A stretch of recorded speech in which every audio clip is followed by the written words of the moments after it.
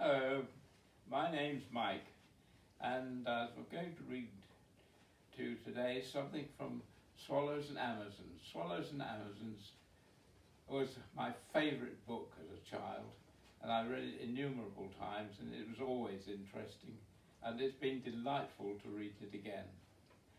It concerns the 4 children and their mother. So the mother plays a very small part in it. They are on holiday in the Lake District at a farm on the edge of one of the lakes, unnamed, and their father is in the Navy and he is in Malta. So he is not there, but he has taught the 2 older children how to sail, and this book is about sailing and adventure. The children's names are John, who's the eldest, Susan, the next, Titty, the 3rd, and Roger, the 4th, the youngest one. Their names are not, their ages are indeterminate, but Susan is extremely practical, and John is very good as a leader, and the other 2 are, well, just the other 2, yes. I'm not going to read it from the start, but I'm going into it where the book, as you said, know, is called Swallows and Amazons. These 4 are the swallows, and they're going to start at the scene where they come into contact with the Amazons, and so you'll discover later on. So, shall we begin? The children have asked their mother if they can camp on an island in the lake, because they've discovered there's a boat, a sailing dinghy in the boathouse at the farm, and the mother has agreed. They can all swim, even Roger, though he does have to put his foot down sometimes and it's shallow. So they have gone off and they've camped on this uninhabited island, which is quite small. And John has, one morning, has gone ashore to a local farm to get supplies, milk and etc. And this is where John is coming back from the shore. He's rowed the Amazon, he's rowed the Swallow over to the shore rather than sail it, because the distance is so short, and he's coming back. He set out at once on his way back, thinking that he ought to have wakened the mate before coming to fetch the milk. But he could see the island from the field below the farm, and smoke was already rising from amongst the trees. The mate was up and about, and the fire was lit. Everything was right, and the kettle would be boiling before he got back with the milk. They've already decided that John will be the captain, Susan is the mate, Titty is the able seaman, and Roger is the ship's boy. He hurried down to the shore. Able seaman Titty and the boy Roger were splashing about by the island. He saw the 2 white figures splash up out of the water, kicking it in fountains before them. They were still drying themselves when he brought the Swallow to the landing place. They helped to pull her up. "I've got some toffee from the natives as well as the milk," said Captain John. "Real toffee," said Roger. "Molasses," said Titty. "Toffee is only the native name for it." "And I have grave news," said Captain John. "Something has happened. I shall call a council as soon as we have had breakfast." "Aye, aye, sir," said the able seaman, and poked the boy, who said, "Aye, aye, sir," too. The able seaman and the boy ran up to the camp with the milk can and the molasses. The captain followed them, thinking, with his hands in his pockets. "Breakfast ready, sir," called the mate cheerfully. "Thank you, Mr. Mate," said John. "Here's the milk," said Roger. "And a whole bag of molasses," said Titty.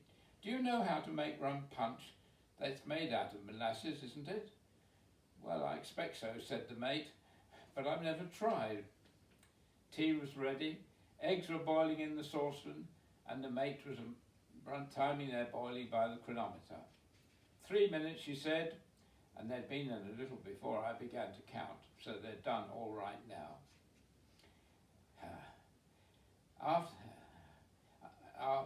She fished the eggs out of the bake one by one with a spoon. For some minutes, eggs and bread and butter and tea put a stop to talking.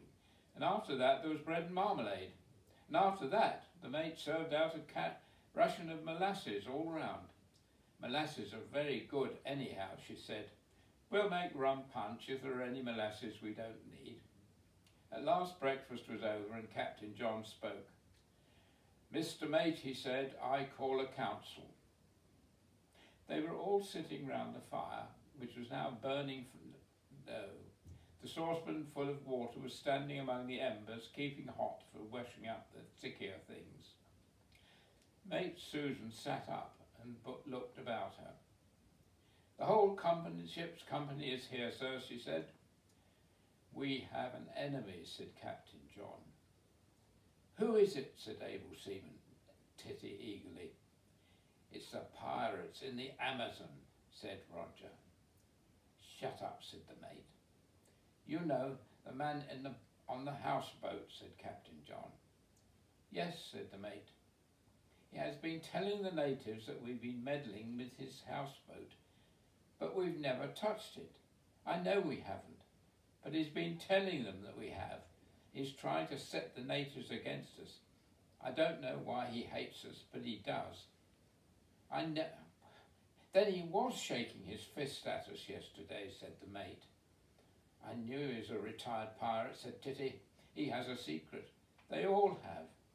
Either it's dark deeds, or else it's treachery.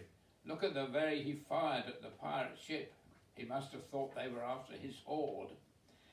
This happened because the day before, when they'd seen the Amazon sailing, they'd followed it, and they'd seen this chap on the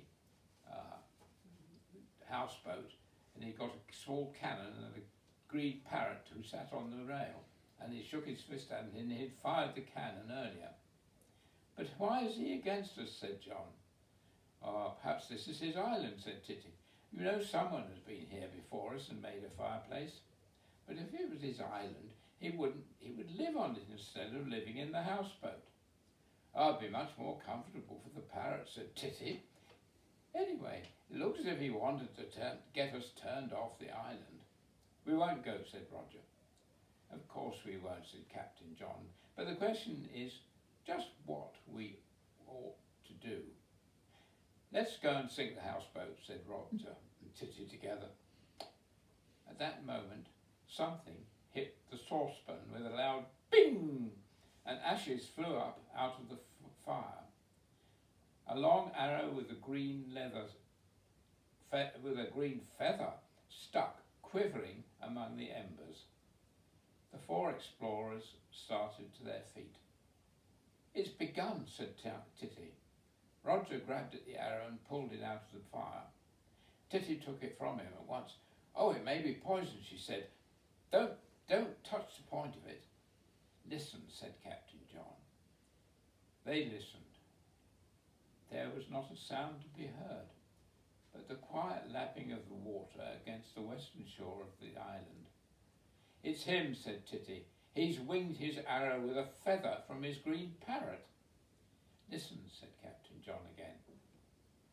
Shut up just for a minute, said Mate Susan. There was the sharp crack of a dead stick breaking somewhere in the middle of the island. We must scout, said Captain John. I'll take one end of the line, the mate the other. Titty and Roger go in the middle. Spread out, and as soon as one of us sees him, the others close in on to help. So they spread out across the island and began to move forward.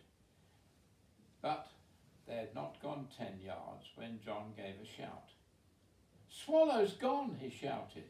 He was on the left of the line, and as soon as he came out of the camping ground, he saw the landing place where he had left Swallow when he came back with the milk. No Swallow was there. The others ran together to the landing place. There was no sign of Swallow. She had simply disappeared.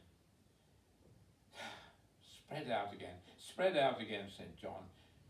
We'll comb the whole island. Keep a lookout, Mr. Mate, from shore. She can't have drifted away. He's taken her, but he's still on the island. We heard him. Roger and I pulled her right up, said Titty, and she couldn't have drifted off. Spread out again, said Captain John. Then listen.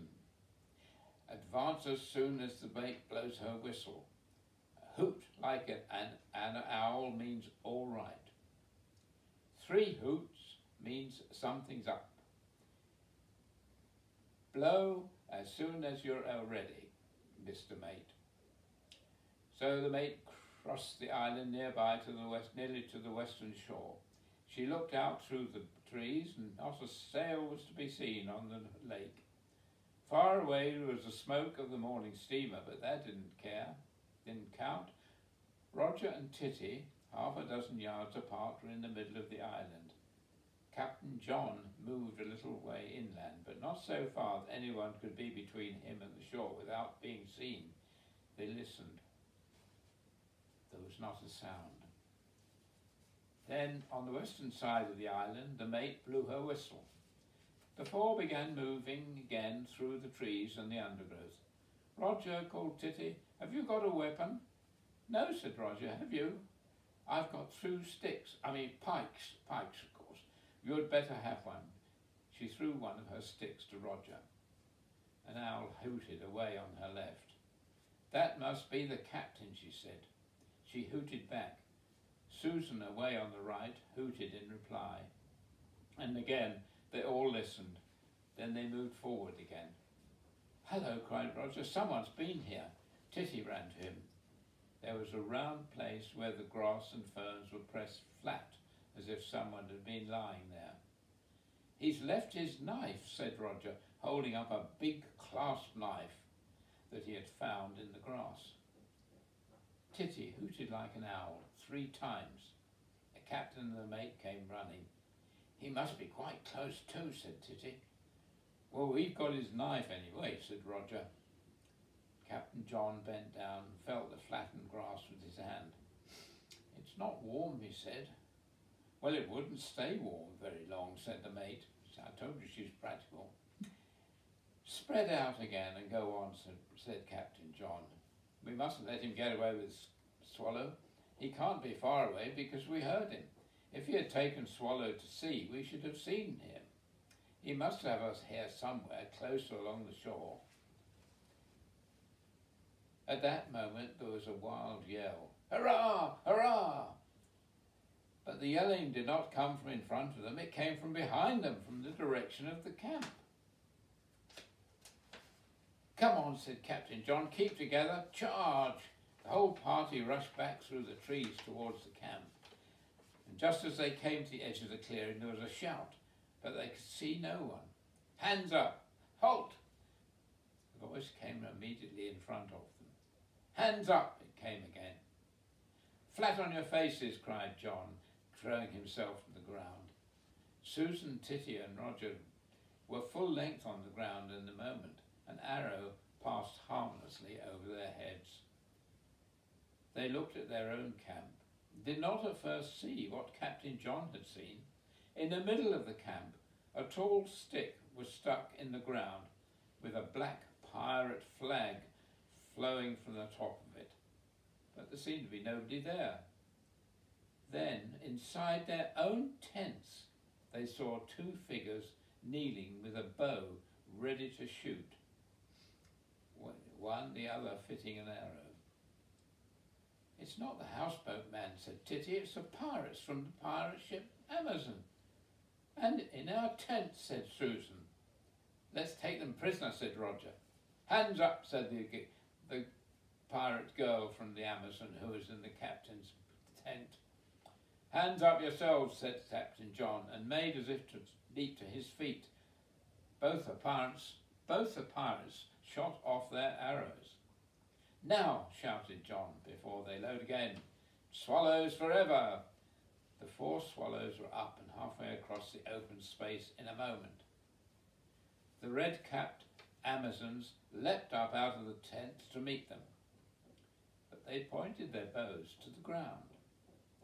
"A parley," shouted the one who seemed to be the leader. "Halt!" called Captain John. The 4 explorers of the Swallow stood facing the 2 pirate girls from the Amazon. The Amazons were larger than most of the swallows. One of them was even larger than Captain John. The other was about the same size. If it had come to a fight, it could have been a very near thing. But it did not come to a fight. "Let's parley first and fight afterwards," said the leader of the Amazons. "Oh, all right, let's parley," said Captain John. He walked towards the Amazons and held out his hand. "My name is John Walker," he said, "master of the ship Swallow. This is Susan Walker, mate of the Swallow. This is Titty, able seaman, and this is Roger, ship's boy. Who are you?" The elder Amazon shook hands with him. I am Nancy Blackett, master and part owner of the Amazon, the terror of the seas. This is Peggy Blackett, mate and also part owner of the same." "Her real name isn't Nancy," said Peggy. "Her real name is Ruth, but Uncle Jim said that Amazons were ruthless, and as our ship is the Amazon and we are Amazon pirates from the Amazon River, we had to change her name. Uncle Jim gave us the ship last year. We only had a rowing boat before that." Nancy Blackett scowled ferociously. "I'll shiver your timbers if you don't stop chattering, Peggy." "They must be in league with the houseboat pirates," said Titty. "Didn't you hear how she said he gave them the ship?" "Oh, well, that was last year," said Nancy. "He was friendly last year. This year he's worse than the natives." "Hadn't we better sit down?" said Susan. "Shall I put a stick or 2 on the fire and warm up the kettle? It's still got some tea in it." "Oh, we don't want any tea, thank you," said Nancy. "But use our fireplace if you want to." "It's our camp," said Roger. "Let's sit down," said Mate Susan. The 2 parties sat on the ground by the fireplace where the fire was still smouldering. Susan was right. It's much more difficult to be fierce among sitting down than standing up. "First of all," said Nancy Blackett, "when did you come to these seas?" "Well, we discovered this ocean nearly a month ago." "When did you first come to this island?" "We've been on the island for days and days." "Well," said Nancy Blackett, "we were born on the shores of the Amazon River, which flows into this ocean. We've been coming to this island for years and years." We used to come in a rowing galley until Uncle Jim gave us the Amazon," said Peggy. "We used to land at the place where we found your ship until we discovered the harbour. We've made our camp here every year." "Look here," said Nancy Blackett. "What's the name of the island?" "We haven't given it a name yet," said John. "Well, I can tell you it's called Wildcat Island.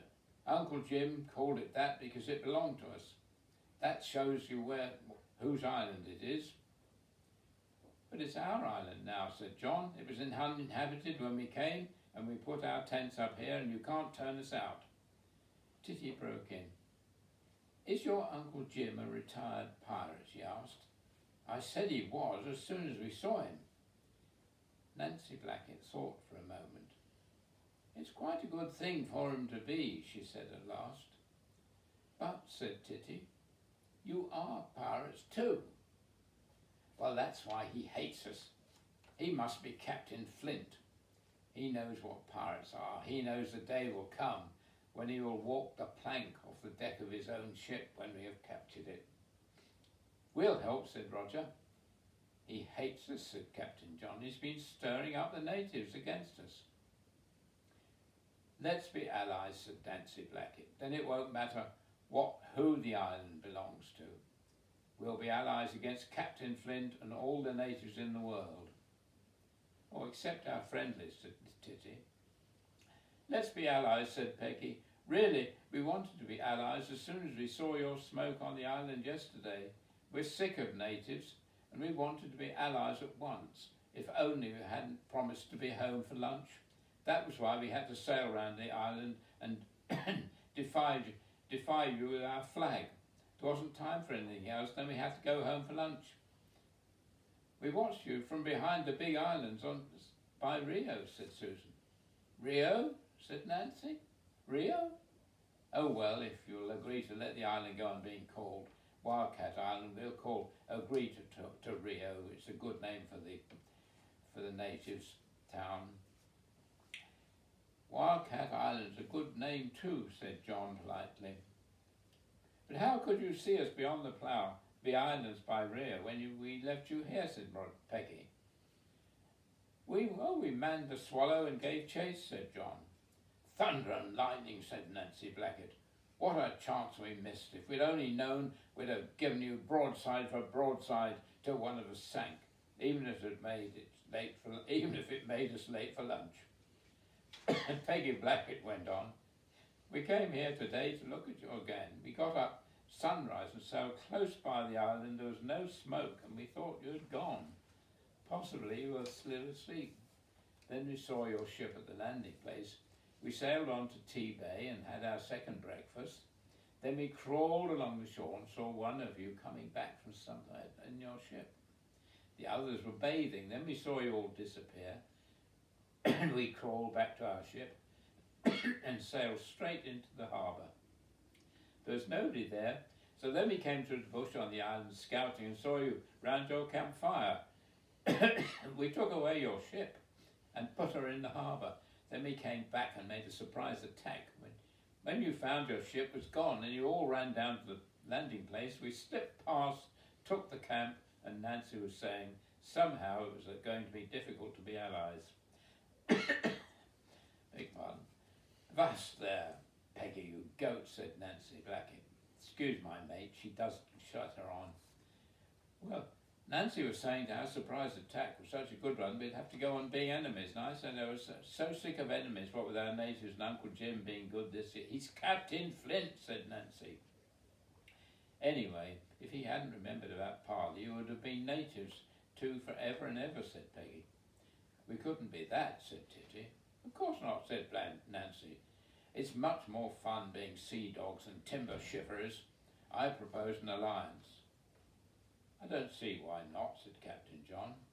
My idea, said Nancy Blackett, is an alliance against all enemies, especially Uncle Jim. Captain Flint, I mean. But we want the sort of alliance that will let us fight each other if we need to. That's not an alliance, said Titty. That's a treaty of offence and defence. There are lots in the history book. Yes, said Nancy Blackett. Defence against our enemies and all sorts of desperate battles between ourselves whenever we want. Right, said Captain John. And that's the story of how the swallows came to meet the Amazons. And I can thoroughly recommend this book because if you read further on, you will find out what exactly was meant by the Treaty of Offence and Defence. So I still love this story, this book, and there are a number of other books that seem to think they were written 90 years ago. They just never seem to date. I do hope you enjoyed this excerpt. Bye.